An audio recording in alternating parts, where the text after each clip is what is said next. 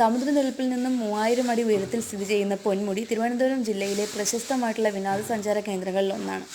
വനത്തിൻ്റെയും തേയിലത്തോട്ടങ്ങളുടെയും പുൽമേടുകളുടെയും ഒക്കെ ഭംഗി ആസ്വദിച്ച് പൊന്മുടിയിലേക്ക് KSRTCയിലും യാത്ര ചെയ്യാവുന്നതാണ്. KSRTCയുടെ തമ്പാനൂർ ഡിപ്പോയിൽ നിന്നും അതുപോലെ തന്നെ വിതുര ഡിപ്പോയിൽ നിന്നും ഒരുപാട് സർവീസുകൾ ഇപ്പം പൊന്മുടിയിലേക്ക് നടത്തുന്നുണ്ട്.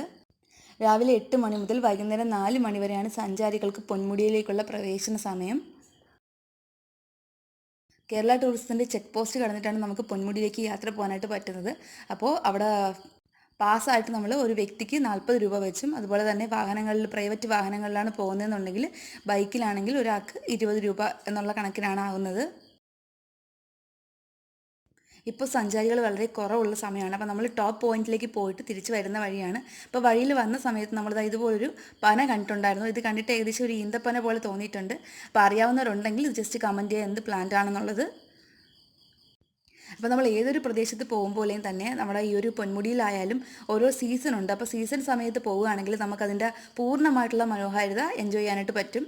അപ്പോൾ നമ്മളിപ്പോൾ പോയ സമയം മഞ്ഞും മറ്റുമൊക്കെ കുറവാണ്. അപ്പം നല്ല രീതിക്ക് മഞ്ഞും മഴയും ചാറ്റലും മഴയും ഒക്കെ ഉള്ള സമയത്ത്, കോടമഞ്ഞൊക്കെ ഇറങ്ങുന്ന സമയത്ത് പോയാൽ മാത്രമേ നമുക്ക് ഈ ഒരു പൊന്മുടിയിലെ പൂർണ്ണമായിട്ടുള്ള ഭംഗി ആസ്വദിക്കാനായിട്ട് കഴിയുള്ളൂ. അപ്പോൾ നമ്മൾ രണ്ടുപേരും കൂടി ബൈക്കിലാണ് പൊന്മുടിയിലേക്ക് പോയിട്ടുള്ളത്. അപ്പോൾ ഇതുപോലെ ടൂറിസം പദ്ധതിയുടെ ഭാഗമായതുകൊണ്ട് ഇതുപോലെ ഇരിപ്പിടങ്ങളും മറ്റും ഗവൺമെൻറ് ഇതുപോലെ ജനങ്ങൾക്ക് വേണ്ടി ഒരുക്കിയിട്ടുണ്ട്.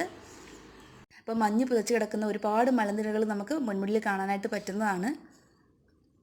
അപ്പം ഇതിപ്പോൾ നമ്മളിതാ പൊന്മുടിയിലേക്ക് പോകുന്ന വഴിയാണ് നമ്മൾ ഈ കാണുന്നത്, കണ്ടോ.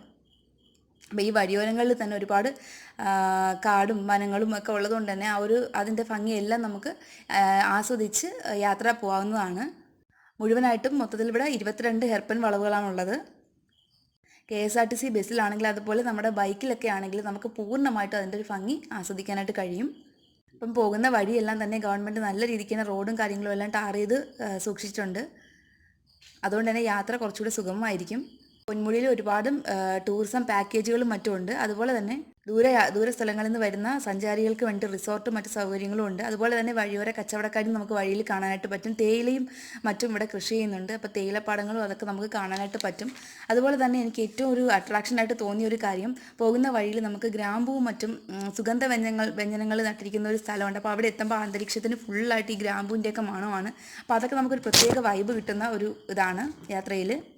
അപ്പോൾ അഗസ്ത്യാർകൂടം മലനിരകളുടെ ഭാഗമാണ് പൊന്മുടി എന്ന് പറയുന്നത്. അതുകൊണ്ട് തന്നെ നമുക്ക് പോകുന്ന വഴിയിൽ ചെറിയ നീർച്ചാലുകളും മറ്റും കാണാനായിട്ട് പറ്റും. നല്ല തണുത്ത വെള്ളമൊക്കെ നമുക്ക് അവിടെ നിന്ന് കിട്ടും.